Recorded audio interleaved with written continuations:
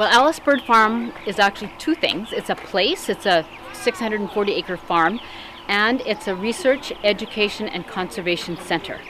And so we're open just in the summer. We have visitors from all over the world come to visit, learn about how to naturescape, so attract wildlife to the backyard, and also learn about birds and learn about gardening.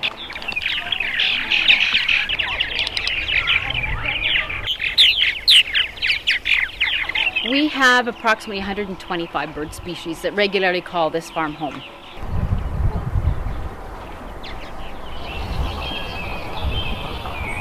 So we support only native birds, so we don't have birds in cages.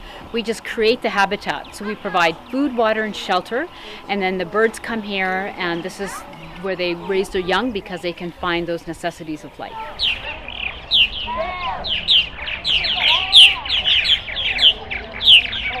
Não,